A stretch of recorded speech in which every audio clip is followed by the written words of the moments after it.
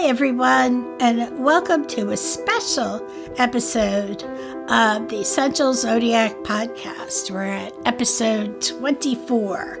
I'm your host, Cynthia McNulty. And I'm Audrey Fannin, your producer. Yes, and today we're going to be talking about what's going to be happening in 2023. But first, remember, you can still pre-order all your 2023 tools, including a year in review for each of your sun signs out there. So you want to take advantage of that. Now, 2023 is going to be, and we're all due, a less impactful year. It has a lot of interesting planetary influences. You could think about healing and rebuilding energy. There are big planetary shifts, but we're going to talk about that. But they're not the intense astrological shifts that we felt in 2020 to 2022. Finally, that energy is going to dissipate. And like I said, this is going to be a year of building. Saturn leaves Aquarius and enters Pisces. Pisces is a water sign. It's a mutable water sign, meaning it's flexible. So that should prove a very interesting mix with Saturn, our rule follower. Uranus is still in Taurus, and that energy is beginning to gel and work together. When Uranus initially went into Taurus, it was jarring. Taurus is a fixed earth sign, and Uranus likes to do its own thing. So it took them a while to start working together. But this energy over this year coming is going to feel like a big sigh of relief. You know, we'll have our ups and downs, every year does, but it won't be as dramatic. It'll bring us closer to what we want and what we need as individuals.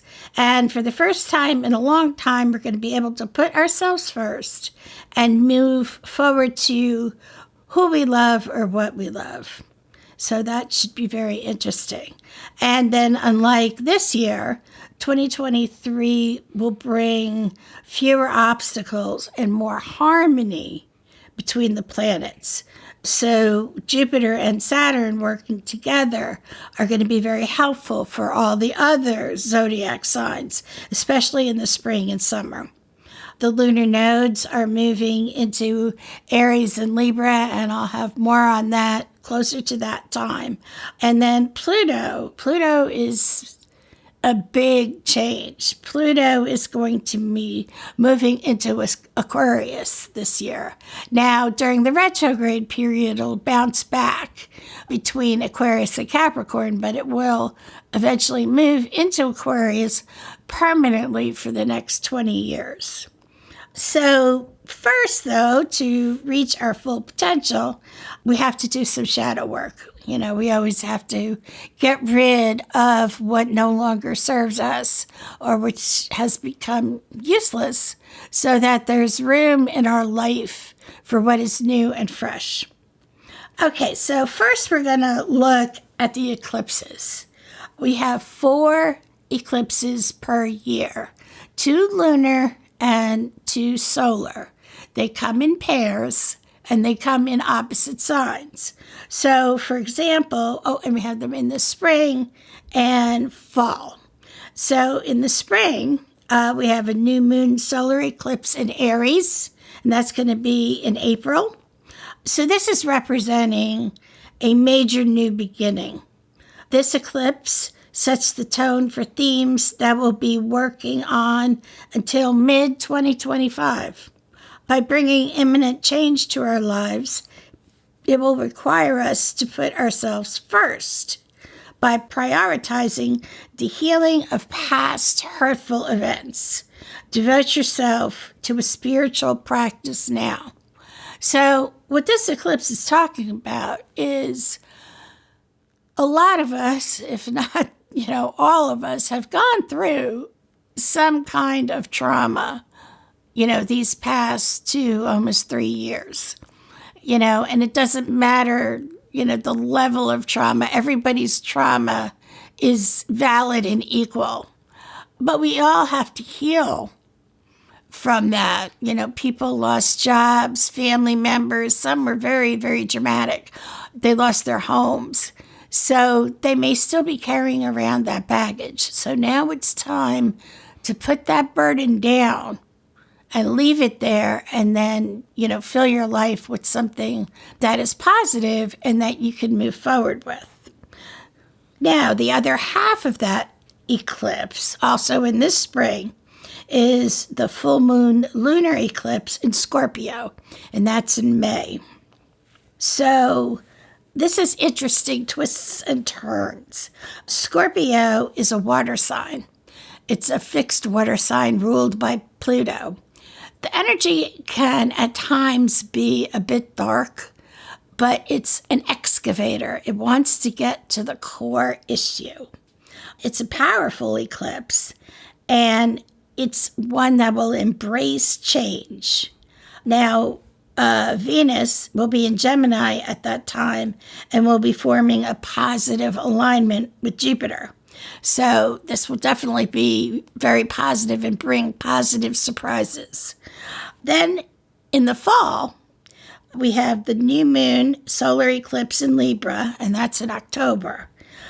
So by activating the south node of destiny, which is also in Libra, this eclipse will instigate us to stop seeing ourselves through someone else's eyes. Also stop seeing ourselves, as victims. Have we put ourselves in that category, right? So with Venus in her fall in Virgo and opposing Saturn, some relationships are meant to be ending now. So don't try to hang on. If you see a relationship that's circling the drain, just let it go. Now is the time to do that. Endings are often not great, but if something has to end, might as well flow with the energy to help you through it. Yeah, the more you try to resist, the harder it is, and the more painful it becomes, because sometimes there's that little tiny glimmer of hope, and you think, okay, we're gonna do okay, and then something else happens. So let it go. Certainly mourn the relationship, but heal and move forward. We'll be also having then the full moon lunar eclipse in Taurus. Oh, on my wedding anniversary on October 28th. So I'll have to delve into that a little more. But with the lunar nodes squaring Pluto, a significant purging will take place. This will be the last eclipse of the Taurus-Scorpio axis. So next year we'll have a different axis that we'll be working with. So you want to expect big shifts in relationships, business, and money matters. Another ending that will give way to new beginnings that are more in line with expansion and freedom. We're taking a short break here, and when I come back, we'll talk about the planets individually for the coming year. The Essential Zodiac podcast comes to you every other Friday with timely insights into astrology and lunar energy and suggestions for how to make the most of them in your daily life. If you'd like personalized insights based on your own natal chart, visit EssentialZodiac.com and sign up for Cindy's daily or monthly astrology forecast. I've been a client myself for years, and I highly recommend it. Checking it is just part of my morning routine, and I really enjoy that. Now, back to you, Cindy. Thank you, Audrey. Now, one thing I wanted to mention is that all the information that you're getting today will be on my website in the Skywatch Journal section. So all the 2023 information will be there for you to review and look over. So now talking about individual planets. We'll talk about what's happening with their activity. Our friend Mercury will retrograde 4 times next year, started yesterday, actually. So the retrograde is from December 29th, January 18th, then April 21st to May 14th, August 23rd to September 15th, and then December 13th to January 1st. Now, of course, there'll be more information forthcoming, and you should have already gotten some information about the retrograde we're experiencing now. They'll mostly be in earth signs this year, bringing transformation to the realm of material possessions and the way we make, save, and spend money. So this year begins with the retrograde in Capricorn. Capricorn is ruled by Saturn, so we're talking rules and industriousness. This will bring changes and adjustments for all signs in the realm of your career. In the spring, Mercury retrogrades in Taurus, and will have us reassessing our financial situations as well as our resources, bringing access to exciting new ideas for those who seek guidance within. In the summer, Mercury will retrograde in Virgo, asking us to review some of our processes that we've established in our day-to-day work routine. And then in mid-December, Mercury goes retrograde in Capricorn again, repeating themes from earlier in the year. So repeating the themes that we're experiencing now. Starting in December, retrograde Mercury will enter Sagittarius, which is ruled by Jupiter, which is very expansive energy, instigating us to open our minds to the future, which is good because we'll be looking at, what plans do we have for 2024? So we'll have an opportunity at the end of 2023 to kind of look that over. Our next retrograde is going to be Venus. Venus will be retrograde from July 22nd to September 3rd. Now, you brides out there, these weeks are not the time that you want to plan your wedding. Venus is our planet of love and romance, and you don't want to have a wedding when the planet of love and romance isn't, at her best. You have Mercury retrograde as well, so you have kind of a double whammy there.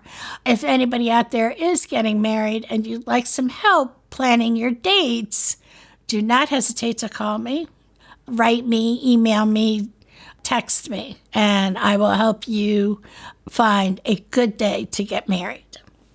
And then we have Mars still retrograde. Now, Mars started going retrograde in October of this year and will be retrograde until January 12th.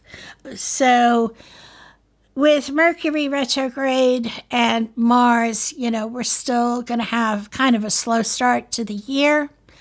But once Mars goes direct, be prepared for things to take off rather swiftly. Now, Jupiter. We have big news coming out of Jupiter. We have a Jupiter-Pluto square from April 25th to June 12th. And a square is a powerful alignment. And you can expect this square to magnify our thirst for power and success. So one thing you want to avoid is ruthless behavior. I think you'd want to avoid that anytime, well, right? Yes, that's true. In general, we don't want to practice ruthless behavior. But globally, we should also see some big changes because this is global style energy. So be on the lookout for that. And then now, Audrey, this is for you. Jupiter moves into Taurus, which is your sun sign. Yes, indeed. May 15th. So this is a good, year for Muddy Creek Studios. Very good. Yes, yay. Love to hear that. Jupiter is always benevolent. Even when it's retrograde, you really can't have a bad time with Jupiter. But when it's in your sign, it's like, the red letter day. And I'll do a quick look-see, and I'll let you know what house it's falling in as well. Fantastic. And I could do that for all of you out there, too. And anybody who has Jupiter natally, this is another big year for you that you want to be able to take advantage of. And Jupiter in Taurus is going to be interesting because Taurus is ruled by Venus. And it's not just love and romance, it's also our financial situation. Venus rules finances as well. So we can look to easing of some of the financial situations that we've been struggling with lately. Things should begin to turn around. Very good news. Yes, that's very good news. And then Jupiter has a sextile, another alignment with Saturn from May 12th to July 18th, and then again December 2nd to December 31st. And this is a very positive connection. It helps to create stability and growth that we have lacked in previous years. We have not had good luck with that. The way the planets aligned, it just wasn't happening. And then Jupiter will go retrograde from September 4th to December 30th. Here, you want to make sure you don't overextend yourselves. And in case you have, this is the time to step back and reevaluate. Take a breath, relax. It's a good time to go within and, search your soul, as it were. And then we have Saturn, my friend Saturn. Saturn is going to enter Pisces March 7th. Now, I'm very interested in this particular alignment because Saturn is going to be in a water sign. Saturn is the strict taskmaster, the no of the zodiac, and oh no. Pisces is a water sign ruled by Neptune. Neptune is our planet of delusion. So this is going to be a very interesting combination. Not bad, interesting. Saturn in Pisces will give us an opportune time to commit to a spiritual discipline or to do some deep healing work. Pisces are the empaths of the zodiac, so it's that kind of healing style energy. Collectively, Saturn in Pisces tends to coincide with the dissolution of old, outdated systems.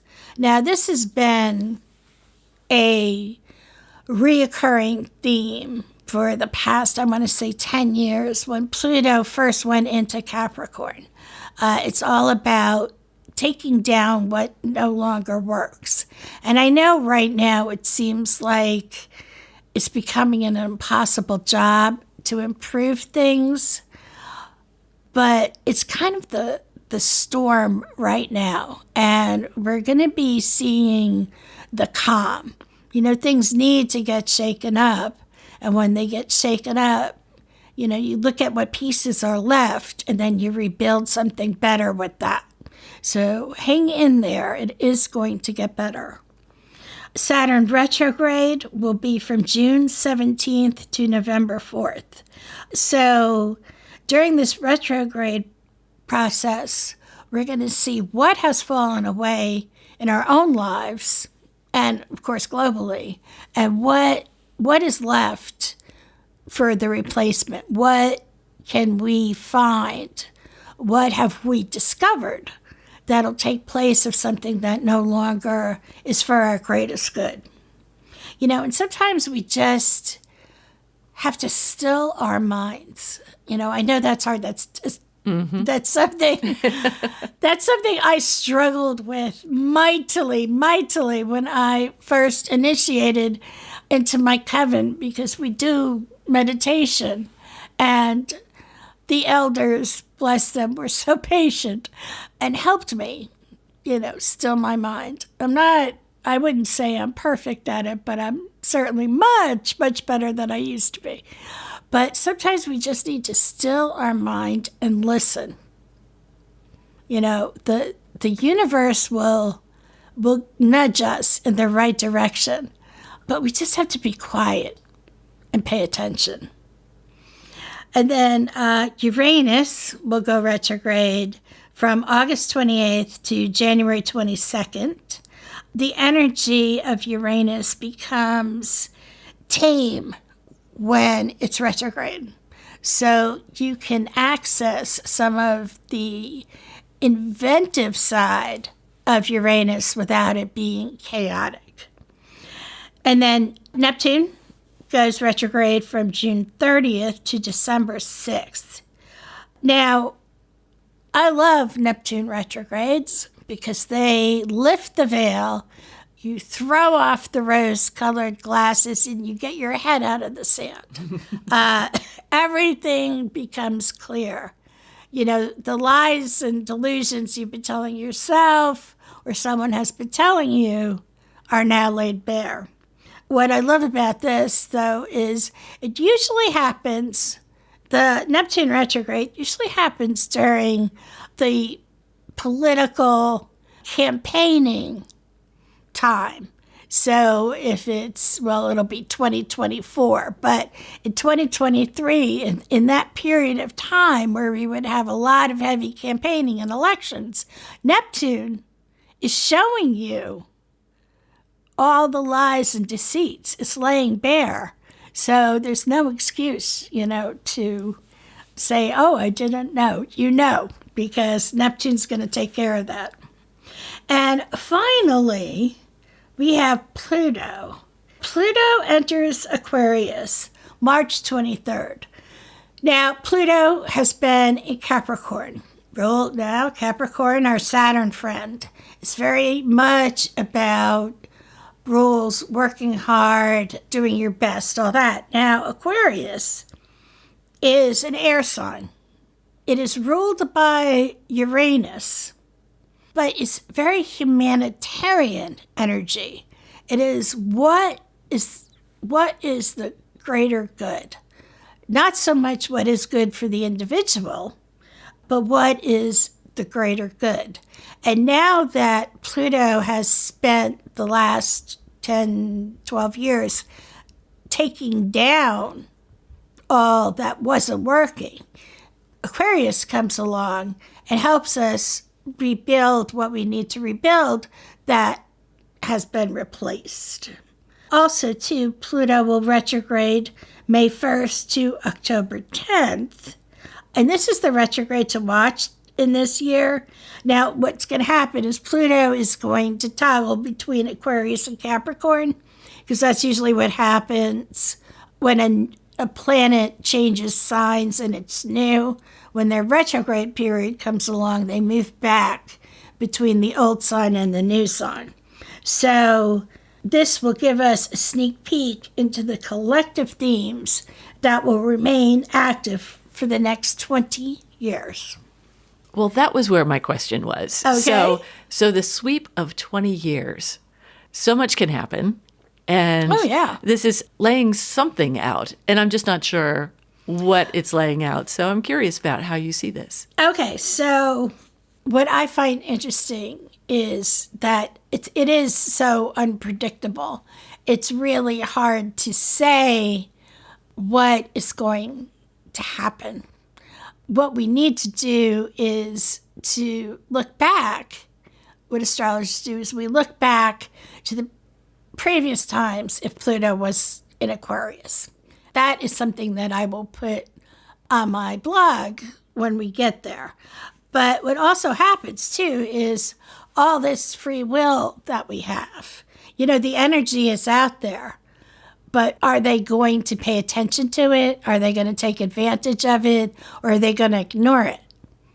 That's the other thing too. It's like we warn people. I mean, I look back on, some of the choices that were made when all the astrologers were saying, no, don't do that. And it happened anyway.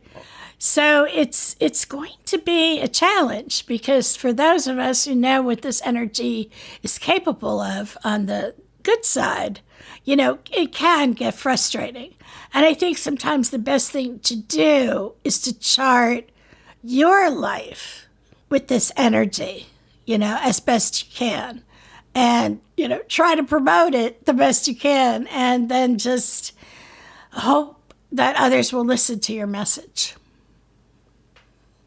Interesting. Okay. Yeah. It is going to be interesting. Pluto takes so long to orbit the sun that it's in a sign for decades.